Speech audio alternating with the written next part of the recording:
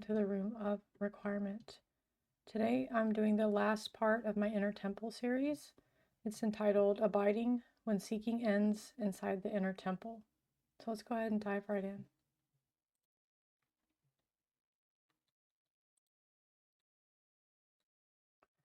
There is a moment inside the inner temple when something unsettling happens. You realize there are no more doors to chase, no more keys to collect, no more thresholds immediately visible. The space is quiet, and suddenly, the energy that carried you through the gate has nowhere to go. This is the moment many don't recognize. This is the moment when seeking must end. There's a final stage in this arc that is rarely spoken about directly, the moment when seeking itself must quiet. Seeking is not inherently wrong. It opens the path. It creates curiosity. It initiates exploration. But there comes a threshold where seeking becomes self-perpetuating. You are no longer searching because you lack understanding. You are searching because you are uncomfortable with stillness. And stillness removes distraction. And without distraction, you must face structure. When seeking becomes identity, maturity requires its dissolution. Stopping seeking does not mean ceasing to learn. It means ceasing to scatter. It means you stop asking, what else is out there? And begin asking, how deeply am I living what I already know? This shift marks the moment from exploration to stewardship. Stewardship is quieter than seeking. It doesn't announce expansion. It refines execution. It strengthens consistency. It prioritizes integrity over novelty. When seeking quiets, comparison quiets, urgency quiets, the need to prove quiets, you stop performing growth and start embodying stability. This stage can feel anticlimactic because it lacks drama. There are fewer revelations, fewer emotional surges, fewer identity shifts, but something far more valuable emerges. Wait. Wait in your speech, wait in your decisions, and wait in your presence. You become less reactive, less dependent on validation, less compelled to explain yourself. You become rooted, and rooted people do not need constant movement. Spiritual adulthood is not about heightened experience. It's about sustained coherence. When you stop seeking, the path does not disappear. It deepens. Expansion turns inward. Attention condenses. Structure strengthens. And authority forms here. Authority does not come from excitement. It comes from condensation. When your energy is no longer dispersed across endless exploration, it starts to concentrate. And concentrated energy carries presence, and presence stabilizes others without effort. This is the quiet maturation that replaces seeking. You move from curiosity to commitment, from expansion to embodiment, from fascination to coherence. Seeking ends when structure begins to satisfy you more than stimulation. And when that happens, the path no longer feels like pursuit. It feels like inhabitation. Inside the inner temple, seeking becomes echo. When you first enter, movement is natural. You explore the halls, you observe the architecture, you examine the inscriptions on the walls. But eventually, exploration becomes repetition, and the rooms are familiar, the structure is known. And yet something inside you still wants to move. That impulse isn't evil, and it's not ignorance, it's momentum. Momentum is what carried you through the threshold, but momentum cannot build floors. Momentum can't reinforce beams, and it can't consecrate space. Abiding can. Abiding feels still, but it's not stagnation, it's consolidation. When you abide, You reinforce identity through repetition rather than novelty. And you strengthen speech by speaking less but with more precision. You regulate emotion not because you must prove growth, but because coherence matters more than display. Abiding is where power becomes safe. Without abiding, every new insight destabilizes. Without abiding, every emotional surge creates fragmentation. Without abiding, every symbolic system competes for primacy.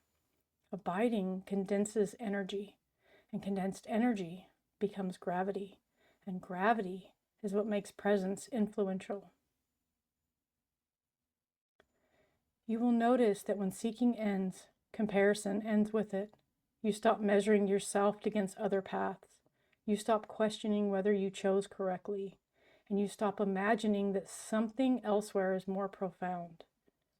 You settle, and settlement is not resignation, it's establishment. The inner temple doesn't require constant renovation. It requires maintenance, and it requires rhythm, and it requires guardianship. Guardianship replaces seeking, and you become responsible for the integrity of the space. You become attentive to cracks before they widen. You reinforce foundation before it collapses, and you simplify before clutter accumulates. This is spiritual maturity, not awakening, not revelation, not access, maturity. And maturity carries weight. Weight stabilizes environments. Weight anchors others. Weight makes your words fewer but more precise. When seeking ends, depth intensifies. You're no longer chasing doors. You are reinforcing walls, and you are no longer searching for keys. You are protecting what was unlocked. This is not a lesser stage. It is a rarer one. Most remain seekers. Few become inhabitants. The inner temple is not a place you visit when inspired. It's a place you maintain daily. It's not sustained by dramatic revelation, and it isn't sustained by discipline, rhythm, coherence, and guardianship. When you stop searching for another threshold and choose instead to remain, the temple ceases to be symbolic. It becomes structural, and it becomes lived. You cross the threshold, you turn the key, and you entered.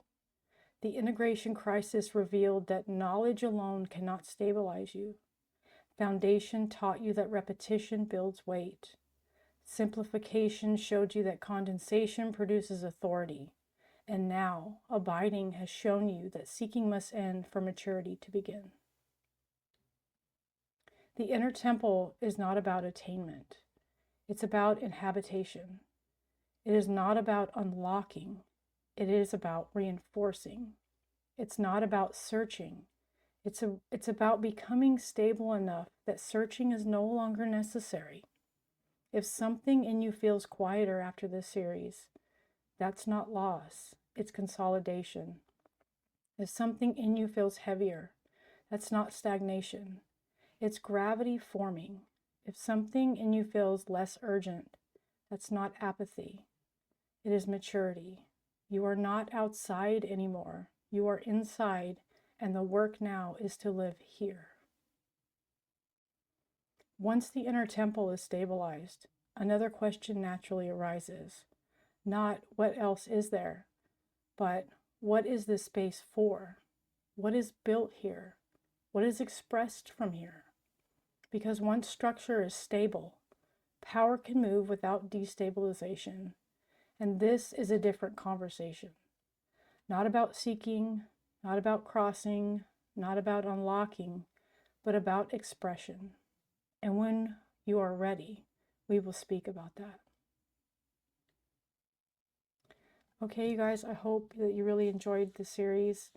I cannot underestimate the power of integration and simplification and discipline and repetition. It is the bread and butter of your spiritual path. It's hard when you're seeking and looking for answers, but eventually that's going to get to a point where it totally destabilizes you and keeps you in nervous system dysregulation. So just pick something. The next video that I'm going to be doing is talking about different paths. I'm going to be talking about Western and Eastern. You guys know I have a background in Western esotericism, and that's basically what I do, what I'm into as a ceremonial magician. But I think I'm going to go ahead and talk about the different paths. I had somebody ask about that. So thank you guys for sticking around. Thank you guys for being here. I just want to tell you again, thank all of you for supporting the channel and supporting me. And I'm so glad that I've helped so many of you. And that was the goal all along. And I wanted to welcome all the new subscribers and thank all the ones that were there from the beginning. I really appreciate each and every one of you. You guys keep me going and you keep me wanting to do this. So, all right, I will see you guys next time.